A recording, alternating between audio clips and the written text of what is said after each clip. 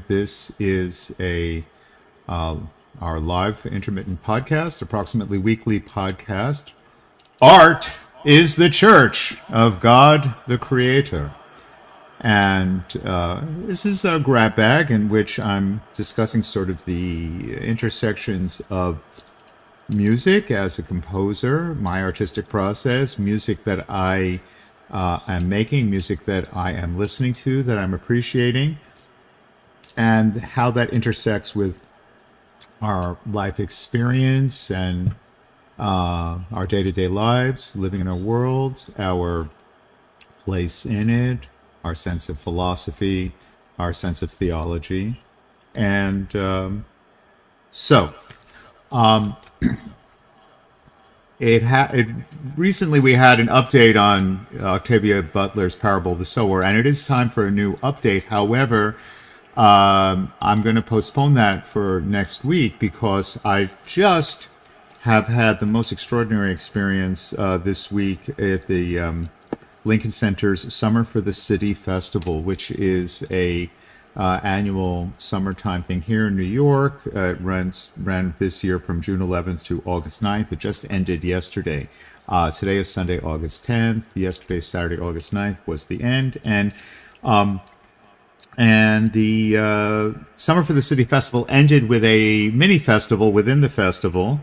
The last 3 days, August 7th and 8th and 9th, were a 20th anniversary tribute to the Brooklyn Rider String Quartet, who have been stalwarts on the scene for, 20 years now, and they're good guys. I know them, slight acquaintance, as musicians on the scene. I want to talk about a little bit of what they performed, these excellent concerts of the last 2 days, and how it's relevant to our lives and our existences, because it was very meaningful. Because a good musical performance connects to everything, and this is exactly what they did. So this is a tribute to Brooklyn Riders. So just in terms of who they are, they're an American string quartet. They're based in Brooklyn, in the United States, and it's a standard string quartet consisting of 2 violins, viola, and cello. The violinists are Johnny Gandelsman and Colin Jacobson. They're also composers. The violist is Nicholas Cords, and the cellist Michael Nicholas. And they have been working on this 20th anniversary project for some time. Their name is drawn from the Die Blaue Reiter which was the expressionist collaborative group centered around the works of Wassily Kandinsky and Arnold Schoenberg in pre-World War I Vienna. We'll get to that in just a minute, how that's relevant to the music that they played. But mostly they play new music by living composers, and they collaborate with other musicians outside of the string quartet tradition. And they did that on Friday by building the program around a fantastic living treasure, Kayan Kalhor, who plays the kamanche, which is Persian. He's a Persian musician and Iranian. And the kamanche is a classical Persian fiddle, of which he is a great master. And the program, one of the things of the collaborative nature of Brooklyn Rider is that they tend to be like quartet plus guest artists, And so the primary guest artist of Friday's program was Kayan Kalhor on the kamanche, but in addition to him, they also had 2 other guest artists. They had a Sean Conley from Hawaii playing the double bass, string bass, and a wonderful percussionist, Matthias Kunzli from Switzerland. So what you had essentially was a string quintet, percussion, and kamanche soloist. So you had the 7 musicians all together on stage.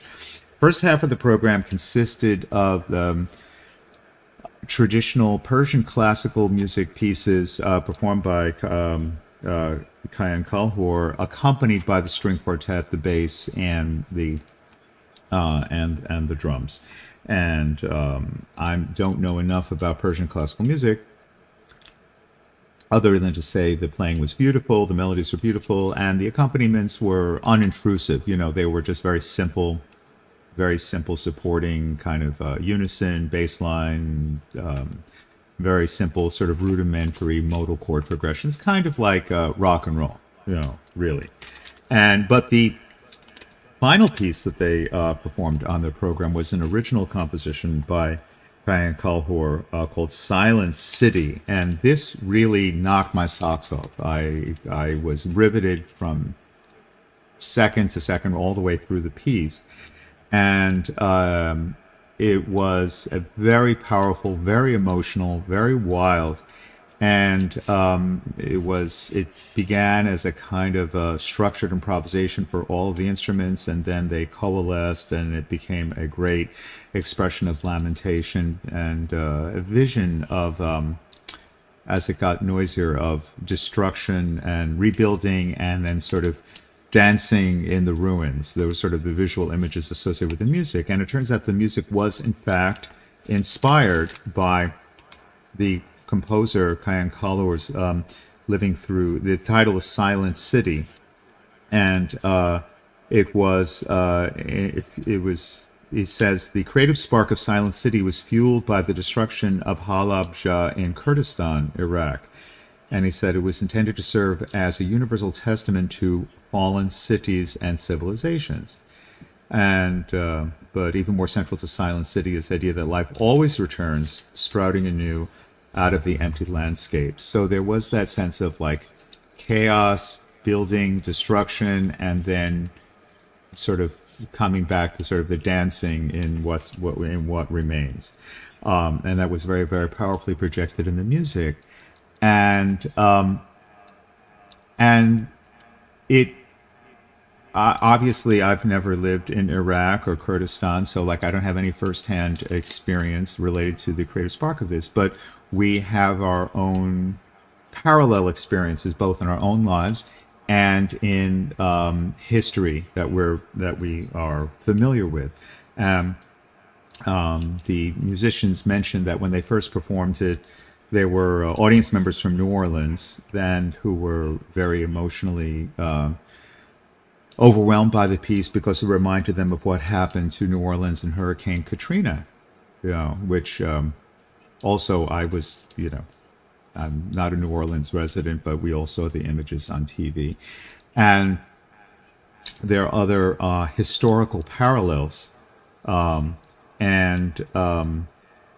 I think the big historical parallels perhaps connect to some of the other music that they played in the other program. There was actually a two-part concert. The first part was with the Persian soloist Kayan Kalhor. That was inside an Alice Tully Hall. Afterwards, they played in a atrium, the David Rubenstein atrium across the street. And one of the pieces they played was Dmitri Shostakovich's String Quartet Number 8, which was written in 1960, but which was inspired by also by wartime destruction. It had inspiration in Shostakovich's visits to the cities which were destroyed in World War II, in Dresden, Germany, destroyed by the Allies. It says the work was written in Dresden, where Shostakovich was to write music for a joint project by Soviet and East German filmmakers. And then there were also references to Richard Strauss's Metamorphosen. And Richard Strauss's Metamorphosen, composed in 1944, 1945, was Strauss's impression of the destruction of the German cities of Munich and Dresden and stuff. And anyway, it was very, very, very powerful work, and a work that you need to experience live. absolutely. Yeah. So I'm simply talking about it. And they did a great performance, both with the Persian, and then so there was a connection there, and this made me think about my own experience, and then it suddenly dawned on me that this week is the 80th anniversary of the atomic bombings of Hiroshima and Nagasaki, and well, I'm not that old. My parents even aren't that old. I mean, the fact is, there's hardly anyone alive who remembers that. It's just something in the history textbooks. But we need to know that on August 6th and 9th, August of 1945, the United States detonated two atomic bombs over the Japanese cities of Hiroshima and Nagasaki, respectively, during World War II. And the aerial bombings killed between 150,000 and 246,000 people, most of whom were civilians, and remains the only uses of nuclear weapons in an armed conflict. And it did achieve its stated goal, which was that Japan announced its surrender to the Allies 6 days on August 15th, 6 days after the bombing of Nagasaki and the Soviet Union's declaration of war against Japan and the invasion of Manchuria. And the Japanese government signed an instrument of surrender on September 2nd, ending the war.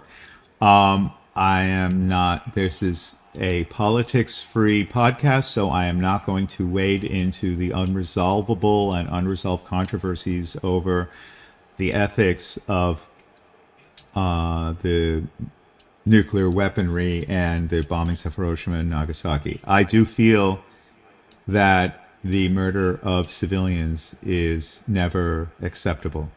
I do feel that. However, the murder of civilians within a context of a declared war is almost completely unavoidable. Yeah. But nevertheless, deliberately targeting civilians must be considered a kind of war crime. But the utilitarian argument is that this war crime was ultimately less suffering than would have been engendered by a full-scale conventional invasion and occupation of Japan. I wasn't there. We'll never know. And perhaps it was as horribly evil as it was. Perhaps it was the lesser of two evils. What we can say is that the atomic bombings of Hiroshima and Nagasaki marked a decisive step forward in what the anthropologists call the Anthropocene. The Anthropocene, the current age of the planet in which the impact of human beings is directly impacting our environment and the climate and our global ecosystems in ways which are perhaps irrevocable. I mean, I guess the concept of the Anthropocene is that it began with the Industrial Revolution and large-scale coal mining and, pollution, which then, has been affecting air quality ever since. But the truly decisive moment was the development of these weapons of mass destruction of atomic bombing. This is when it became possible for us as human beings to destroy all human life, not simply, degrade it through pollution or something like that. So I guess we can say that within the Anthropocene, we can say that since August of 1945 that we have been in a kind of apocalyptic phase of the Anthropocene, and it seems that we are still in it. It seems that we have not emerged. We still have the nuclear capabilities of the nuclear capable countries are still enough to wipe out organized human life on planet Earth. And for those of us who are nihilistic, obviously, was something which must be avoided at all costs. So, The music that we heard was not directly inspired by the atomic bombings of Hiroshima and Nagasaki. The music, which was directly inspired, I mean, they said this music of Shostakovich was inspired directly by the destruction of Dresden, which also inspired the composer Richard Strauss wrote his piece Metamorphosen, which is also referenced by Shostakovich. And this, again, both of these relate indirectly to the piece Silent City by Kayan Kalhor on the Friday program. A piece was composed around the same time. Shostakovich wrote his quartet in 1960. In 1961, the great Polish composer Krzysztof Penderecki composed his Threnody to the Victims of Hiroshima, the Threnody for the Victims of Hiroshima. I can't pronounce the Polish title. And that is for string orchestra, not for string quartet, but it uses the string sounds also in a very powerful way. These are great masterworks. I mean, these aren't should be on everyone's list of essential works to hear of 20th century music. Everyone, you must go right out. If you are not familiar with the Shostakovich String Quartet Number 8, right now, as soon as you're finished, go to YouTube, listen to it, follow the score, love it. Every time I've heard it, it devastates me. The particular performance that Brooklyn Rider gave was haunting and eerie because their instruments were they had contact microphones, and so there was a slightly processed sound. The sound was a mixture of the acoustic sound of their instruments and sort of the processed sound of their instruments coming from speakers, and it created this ghostly, ethereal kind of ghost-like sound. It was very hair-raising. It was like the kind of the ghostly cries of the dead. It was normally I don't like amplification of acoustic instruments, but in this case it was right on. It was amazingly great. The Penderecki's Threnody, the Victims of Hiroshima is a masterpiece. The Richard Strauss's Metamorphosen for string orchestra is also an incredible masterpiece. And the Brooklyn Rider played another one of these great masterpieces yesterday, in yesterday's program, which was their final program. It was sort of their 20th anniversary capstone program. It was entitled Chalk and Soot. It was performed yesterday, Saturday, August 9th at 7:30 p.m. in Alice Tully Hall here in New York City. And the program was built around the Arnold Schoenberg String Quartet Number 2 in F sharp minor, Opus 10. It included companion pieces by living composers, Giovanni Sollima, a Sicilian composer, inspired by the four quartets of T.S. Eliot, and it was string quartet, so string quartet and poetic quartet. A beautiful untitled work by Taishan Sori, who is a great New York area-based multi-instrumentalist, improviser, composer, I think a genius of our time. He's been recognized as such.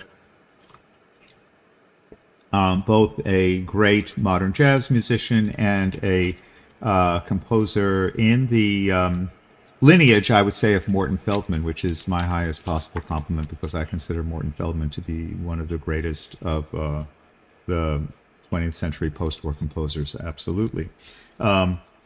Second half of the program was connected to the Schoenberg String Quartet by the text by Vasily Kandinsky. It was a suite from Chalk and Soot by the violinist of the quartet, Colin Jacobson.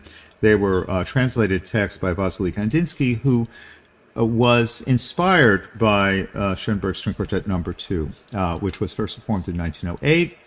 And in Vienna, it had a very rocky premiere. It was performed again in 1911 in Munich, and this is where Kandinsky heard it, and he instantly recognized his soulmate in Stravinsky, and they began an artistic collaboration between composition and painting, and that collaboration was known as the Blaue Reiter, the Blue Rider, which was the direct inspiration for the string quartet, the Brooklyn Rider. So that's how it all connects. And Kandinsky is the father of expressionist painting and of abstraction coming out of expressionist. So you can say he is the forefather of abstract expressionism, although abstract expressionism as a style really only emerged in the post-war period with Pollock and Rothko, right? The and but of course we all revere and love the works of Kandinsky. I'm wearing my Master Mu t-shirt, but I also have a Kandinsky t-shirt. I probably should have worn my Kandinsky t-shirt today. And so these are a few of my favorite things, but what I really want to give honor to is the mind-blowingly great, historically important string quartet number 2, opus 10 by Arnold Schoenberg. And this occupies a milestone place in music history. And Schoenberg understood that. He understood that he was altering the course of music history by writing this quartet. And it, in this sense, it occupies a pivotal space, a little bit like Beethoven's Ninth does in the history of the symphony by introducing voices in the finale. This is a string quartet, but it introduces a soprano voice in the. It has 4 movements like a traditional string quartet, but it introduces the voice of the soprano in the 3rd and 4th movements, which take it out of strictly string quartet and put it into a kind of a hybrid, unique category, partially string, sort of hybrid of string quartet, song cycle, cantata, monodrama. It's sort of a unique unicorn work, and in that sense, you may consider it to be an ugly duckling, but I think it's a beautiful work. It's perhaps not a perfect work, but it's a very great work, and it's an emotionally devastating work.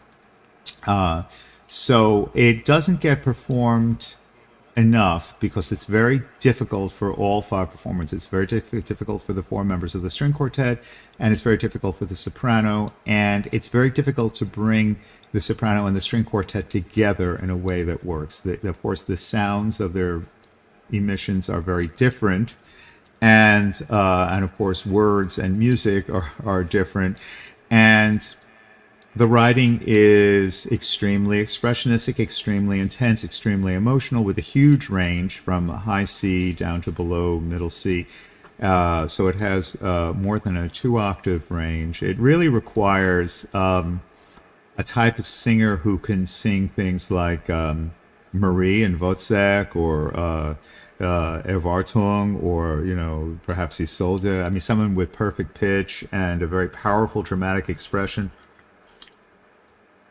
who can also match her voice to the dynamics of the string quartet. It's very difficult to find a singer like that, and it's never perfect. There's never I've only heard one sort of perfectly matched performance in my lifetime, and that was many, many, many years ago. It was the Juilliard Quartet with Benita Valente, where her voice did not overpower the quartet, but it was perfectly matched with the quartet and was perfectly in tune and perfectly expressive. Every other time I've heard this piece, either the soprano was not big enough, or was too big, or was not on pitch, or didn't have a mastery of the German words. So it's just very, very difficult to perform. And for that reason, it is very rarely performed. However, I'm telling you, like the Shostakovich String Quartet number 8, and like Penderecki's Threnody for the Victims of Hiroshima, and like Richard Strauss's Metamorphosen, this is one of the greatest masterworks you'll ever hear from the medium. Just go out and listen to it on YouTube, study the score, love it. I have loved it since middle school, and this is why I am the crazy person that I am right now talking about it. Okay, so Schoenberg's String Quartet, Opus 2, number 2. You all know that, everyone should know that Schoenberg is one of the greatest composers who ever lived. He is, along with Stravinsky and Bartók, one of the giants. Some people consider him to be the supreme giant of 20th century music. The composer of free chromaticism, which evolved into free atonality, which he then pushed, he systematized into his 12-tone system, which is, you know, for better or for worse, has changed the course of music history, and which is deeply, deeply influential on my way of thinking in ways that are, although I use just intonation, I don't use the equal temperament. He was, Schoenberg was an equal temperament guy. You know, I mean, as far as he was concerned, it was the 12 semitones of the octave were all identical, and therefore anything could be transposed to 12 degrees. I don't think that way. I think in terms of fixed tonal axes, but I do think in terms of full chromaticism and the 12 tones per octave, and how they can be integrated without reference to the routines of common practice, chord progressions, and so on. So I do consider him to be part of his lineage, and consider him to be an essential forefather, along with others. I can say that what I've tried to do in my own composition is that I've tried to synthesize the Schoenbergian chromaticism and pitch set thinking with my own orientation towards just intonation and prime ratios. Yeah, and influenced by the ratios of just intonation. So, String Quartet number 2, Opus 10. Why is it important? It marks the definitive break from traditional tonality in Schoenberg's music to free atonality. This is the simple, sort of like, say with AI generated response. But there's much more to it than that. It was written in a very emotional time in Schoenberg's life. He dedicated it to his wife, but it was the year that his wife had left him and had an affair with their friend and neighbor, the artist Richard Gerstel, whose paintings you can see here in New York, I think at the Met, also at the Neue Gallery. Great painter, expressionist painter, also part of that nexus of painting and music in 1908. And it was first performed by the Rosé Quartet and the soprano Marie Gutau-Schroeder, and it was first performed in Vienna. The response was very hostile. I mean, the audience got very aggressive, almost physically violent. It was like a low-level riot that broke out. And the first movement is written in a clear kind of sonata form, in a kind of kind of F sharp major, and then you can hum the only thing, the da da da da da da da da, so that it's clearly in a key, right? It's, in other words, it's based upon the idea of 7 degrees, sort of the diatonic scale, as opposed to a completely 12-tone, the 12 tones per octave instead of a equal tempered 12-tone scale. And it's a very chaotic kind of development section that sort of very tentatively returns to the key of F sharp minor, but it leaves a lot of questions unresolved, and those unresolved questions move into the other movements of the work and generate the whole form.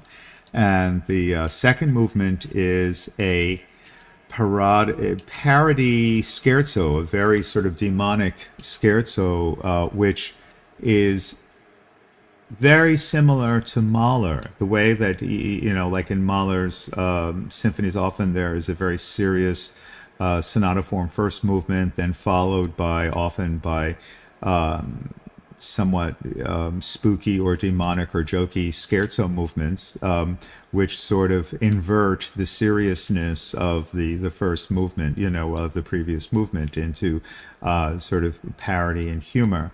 And in the central section, the B section of the scherzo, there's a quotation from the Viennese folk song, "O du lieber Augustin, O du lieber Augustin, Augustin, Augustin."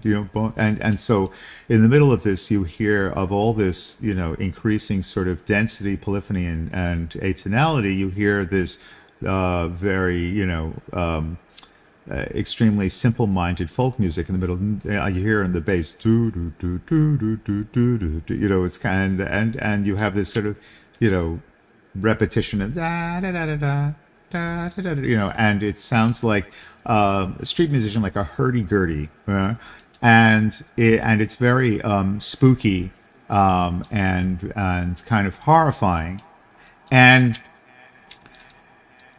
listening to it, it's great music in and of its own. It also hit me, and this is just perhaps a purely unrelated coincidence, that right around this time, around 1908, Schoenberg, was a student and a disciple of the older composer Gustav Mahler. And by 1908, Mahler was going through a psychological crisis and entered into psychotherapy with Sigmund Freud in Vienna. And in his therapy, he talked about his childhood traumas. And one of the specific childhood traumas that Mahler relates and related to Freud, and which is also related in the memoirs of his wife, Alma, was his parents, when he was a kid, he had a memory of his parents having a horrible abusive fight of a violent domestic violence, and that he was caught up in it, and that he ran out of the family home. He was so traumatized, and he just ran through the streets, and he ran directly and collided with a street musician who was playing that very melody, "O du lieber Augustin," and he fell down to the street and in shock. And that juxtaposition of domestic violence, of conflict between husband and wife, and then the child like running into that, is somehow perfectly represented in this second movement. I don't know if this is just a sheer coincidence, if this is a reconstruction of perhaps a moment from Schoenberg's own life, which has eerie parallels to Mahler's life, or if Mahler told him that anecdote. It's a fascinating parallel thing. I never read any musicological thing. I'm just simply putting that out there. And those of you who are actual historians and musicologists, please write to me in the chat notes. Let me know if there's any actual connection there, or if it's just a total sort of top of the head coincidence. The third movement is absolutely fascinating because it begins with the same melodic material from the first movement, although it's not an F sharp major. It's flat keys, kind of an E flat minor, but with an emphasis on G flat or G flat major. So in sort of enharmonic, like F sharp, from F sharp major to G flat major, and so it begins as a with a definite sense of key, but as we talked about Schenker before, in a Schenkerian perspective, it says that in spite of the decisive bass reading, the upper voice fails to unfold a fundamental line from the structural third degree of G flat major, from E flat minor to G flat major. So that is fascinating. In other words, this is sort of like the third movement is in a sort of a failed tonality. It starts off as a sort of reader, and then it fails. And this is where the soprano comes in, and the text clarifies that failure. And it's a poem by Stefan Georg from Der Siebente Ring, the Seventh Ring, published in 1907. And she sings in German, so I'll just give briefly the German text followed by an English translation. Tief ist der Trauer, die mir durchstört, einst trete ich wieder her in dein Haus. Deep is the sadness that gloomily comes over me. Again I step, Lord, in your house. Second couplet. Lang war die Reise, matt sind die Kleider, leer sind die Schreine, wohl nur die Qual. Long was the journey, my limbs are weary, the shrines are empty, only anguish is full. Durstend ist ungedarbt nach dem Weine, hart war gestritten, starr ist mein Arm. My thirsty tongue desires wine, the battle was hard, my arm is stiff. Gönne die Ruhe schwankenden Schritten, hungrigem Gaume brücke dein Brot. Grudge peace to my staggering steps, for my hungry gums break your bread. Schwach ist mein Atemrufen dem Träume, dem Traume, Hose in die Hände, bibelnd den Mund. Weak is my breath calling the dream. My hands are hollow, my mouth fevers. Dein Kühle lösche die Brände, tilge das Hoffen, sende das Licht. Lend your coolness, douse the fires, rub out hope, send the light. Gluten im Herzen loden noch offen. It's again, Gluten im Herzen lodern noch offen, inerst im Grunde war noch ein Schrei. Still active flames are glowing inside my heart. In my deepest insides, a cry awakens. Töte das Sehnen, schließe die Wunde, nimm mir die Liebe, gib mir dein Glück. Kill the longing, close the wound, take love away from me, give me your happiness. So my apologies for my terrible German reading. I should have prepared that. And but in translation, the final couplet, kill the longing, close the wound, take love away from me, give me your happiness. This is clearly was resonating with Schoenberg with his marital crisis, that his wife ran away with his friend and that she could not be persuaded to come back. And finally, various other friends intervened, and she did. And then tragically, her lover, Richard Gersel, committed suicide. And Schoenberg felt tremendous guilt for the death of his friend. He felt that by forcing their breakup and demanding his wife come back to him, that he was responsible for the death of this very great artist, Richard Gerstel. And that sense of guilt stayed with him his whole life. And this is represented in the crisis, represented in the poem and in his musical setting.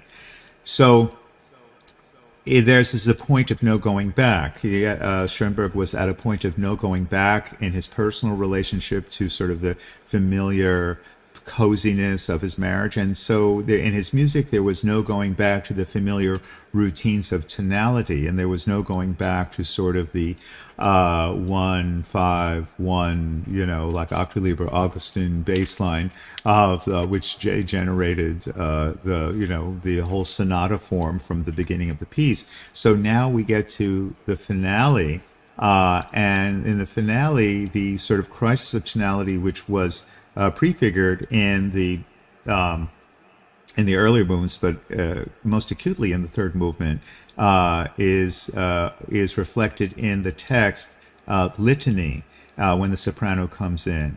And the instruments just come in playing scale fragments that are unrelated to each other, and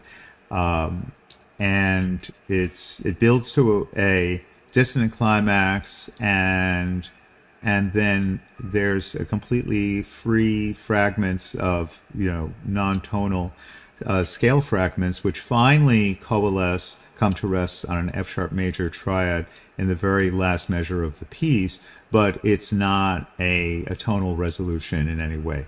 The text which illustrates this, again, it's in couplets, so I'll read a couplet in my bad German and then in English that illustrates it. It is again from Stefan Gerd, a great visionary poet, from his collection To Siebente Ring, the Seventh Ring of 1907. Litanei or Litany. Tief ist der Trauer, die mich undurchstört, eintritt ich wieder her. I'm sorry. Entzückung. That Litanei was from the third movement. Fourth movement is Rapture, Entzückung. Okay, so this is organized in tercets, in groups of three lines, not in couplets. The first one was couplets. These are tercets, so groups of three lines. So 3 lines at a time. Ich fühle Luft von anderen Planeten, mir blasen durch die Dunkel die Gesichter, die freundlich eben noch sich zu mir drehten. I feel the air from another planet. The faces that once turned to me in friendship pale in the darkness before me.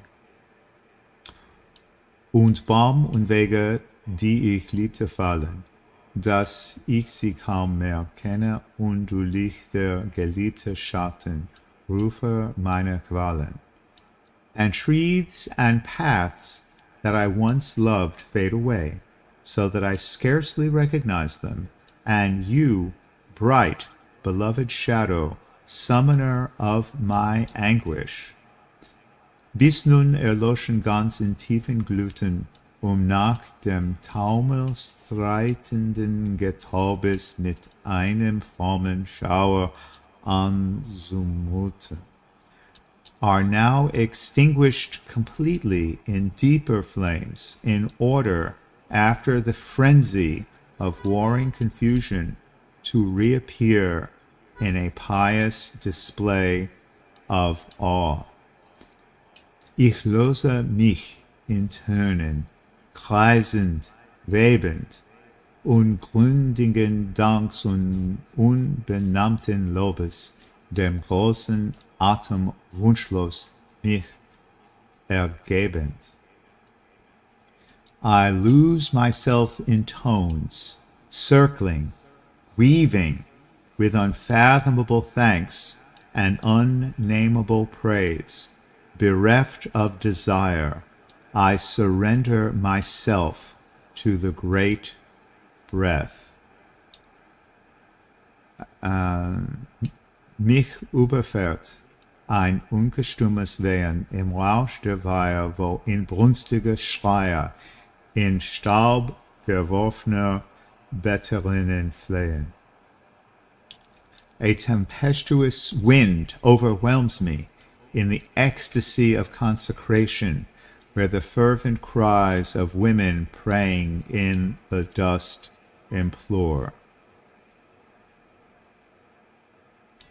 Dann seh ich, wie sich dürftige Nebel lüpfen in einer sonnefüllten, klaren Freie, die nur umfängt, auf fernsten Berge schlüpfen. I see a filmy mist rising in a sun-filled open expanse that includes only the farthest mountain retreats. Der Boden schiffert weiß und weich wie Milke. Ich steige über Schluchten ungeheuer. Ich fühle, wie ich über letzte Wolke. The land looks white and smooth like whey. I climb over enormous ravines. I feel like I am swimming above the furthest cloud. In einem Meer kristallenen Glanzes schwimme. Ich bin ein Funke, nur von heiligen Feuer. Ich bin ein Drohnen, nur die heiligen Stimme. In a sea of crystal radiance, I am only a spark of the holy fire. I am only a whisper of the holy voice. As Schoenberg said, he commenting on his compositional process here, he says, I was inspired by the poems of Stefan Gerd, the German poet, to compose music to some of his poems, and surprisingly, without any expectation on my part, these songs showed a style quite different from everything I had written before. New sounds were produced, a new kind of melody appeared, a new approach to expression of moods and characters was discovered. And so we see in the text of this poem, and again, my German was utterly execrable, I'm not going to read in German again, but when he says, I feel air from another planet, we really feel that air from another planet in the music poem. Suddenly we are no longer in F sharp major, F sharp minor, or G flat, or any type of recognizable tonality whatsoever. The faces that once turned to me in friendship pale in the darkness before me. I mean, obviously this relates to his wife and his friend who betrayed him in adultery. It says, and the trees and paths I once loved fade away, so that I scarcely recognized them. So the trees and paths that he once loved that fade away were the paths of tonality, and this is fade away. He no longer have those familiar paths of sonata form, rondo form, scherzo form, the ground bass of 151 and the Schenkerian unities and so on, right? And as we saw in the third movement, that's sort of the attempt at a Schenkerian unity is undermined, and it does not work out.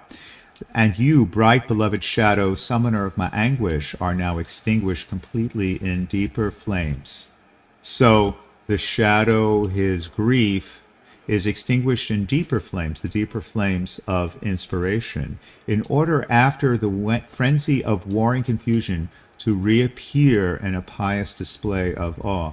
The frenzy of warring confusion was the warring confusion between tonal and non-tonal idioms that was emerging through the first movement, movement one, movement two, and coming to in a sort of a collapse in movement three to reappear in a pious display of awe. And this is what's happening now in the fourth movement. There is this sense of a pious display of awe in the music, which has this exalted, mystical, transfigured quality. And the music becomes like an atonal version of Isolde's Liebestod from Wagner's Tristan and Isolde, which I talked about in the previous podcast. I talked about the chromatic counterpoint and sort of the seven limit concept in Wagner's Tristan, right? So I want to say, I lose myself in tones, circling, weaving with unfathomable thanks and unnameable praise. Bereft of desire, I surrender myself to the great breath. This is almost an exact paraphrase of Isolde's Liebestod, when at the end of Tristan in Act 3. And it's a very perfect description of what's happening in the music, the circling, the weaving, you getting lost in the tones, and unfathomable thanks, unnameable praise, these sort of positive emotions, but you don't know where they're coming from. Bereft of desire. Like we don't have any traditional expression of desire anymore, which is the traditional language of tonality. Surrender myself to the great breath. Of course, there's the breath of violin, viola, cello string phrasing, and there's the breath of the singer's breath, which creates phrasing. And then a tempestuous wind overwhelms me in the ecstasy of consecration, where the fervent cries of women praying in the dust implore. So the tempestuous wind as the music becomes overwhelming. The ecstasy of consecration. The ecstasy of consecration here is Schoenberg is inaugurating a new era of music, and he's in ecstasy that he is the creator of it, and he's experiencing that ecstasy of consecration, where the fervent cries of women praying in the dust implore, where it is within that there the cries of women praying. I mean, his wife and the other, women perhaps in his life. And of course, it's a woman's voice. It's a woman singing in the dust implore. Then I see a filmy mist rising in a sun-filled open expanse that includes only the farthest mountain retreats. So as he's creating this new historical type of music, he sees a new landscape, a filmy mist rising in a sun-filled open expanse that includes only the farthest mountain retreats. He knows he has not arrived at his goal, but he can see the goal distantly in the horizon. And of course, from 1908, the unfulfilled goal was the goal that he was not to achieve for many, many years of struggle, the goal of a fully integrated 12-tone language. At this point, it's just a completely free chromaticism. And he's imagining his future fate as an artist. He says, the land looks white and smooth like way. I climb over enormous ravines. I feel like I am swimming above the furthest cloud. So for the artistic innovator who is trying to approach his goal, everything seems smooth, white and smooth like way, like a featureless, you can't tell one thing from another, but still it's very dangerous, climbing over enormous ravines and far away from everything. I feel like I'm swimming above the furthest cloud, like in this incredibly ecstatic but dangerous place. And finally says, in a sea of crystal radiance, I am only a spark of the holy fire. I am only a whisper of the holy voice. And when he achieves his artistic vision, he's completely has lost all delusion of subjective self, all anguish, all that. Ich bin ein Funke nur vom heiligen Feuer. Ich bin ein Drohne nur die heiligen Stimme. The holy fire of artistic creation, die heiligen Stimme, the holy voice of artistic expression. Well, I love this work, warts and all. Above all, I am so grateful for Brooklyn Rider for performing it with the soprano Ariadne Grut, and making it the centerpiece of their 20th anniversary celebration here in New York at the wonderful Summer for the City program at Lincoln Center, which just ended. Here's the program. I'm holding it up here. And so, if you've gotten anything from this, go and find the second string quartet of Schoenberg. Read the poems of Stefan Gerich, the Siebente Ring. Listen to it. Go hear Brooklyn Rider, hear them perform live. Listen to their performance of Shostakovich's Eighth Symphony. Find Shostakovich's, his Eighth Quartet. This Eighth Symphony is okay, but the Eighth Quartet is the great masterpiece, the truly great masterpiece. And the associated great masterpieces of modern music, the Metamorphosis of Richard Strauss for string orchestra, and Gustav Penderecki's Threnody to the Victims of Hiroshima, and for string orchestra, which we're also commemorating this week, August 6th and 9th, 2025, which is the 80th anniversary of the atomic bombings and the formal end of the World War II. Okay, so I think that's it for now. And we're a little bit behind schedule on our Parable of the Sower analysis. So just so you know, we have to read and analyze the entries. We're on up to page 88 for Saturday, August 2nd, 2025. And for the Sunday, August 3rd, last weekend, Sunday, August 3rd, 2025, pages 92, 93. And perhaps we'll catch up with the timeline for chapter 9 on page 94 for which would be next installment be Sunday, August 17th, 2025. So perhaps we'll tie up and get up to the present timeline for our live blogging of Octavia Butler's Parable of the Sower. But for now, that's it. This has been Art is the Church of God the Creator. And I'm Gregory Muna, a.k.a. Master Moon. See you soon. Be safe, be well, and let us really celebrate great achievement, great art, and connect it to the truths of our lives and our world and our history.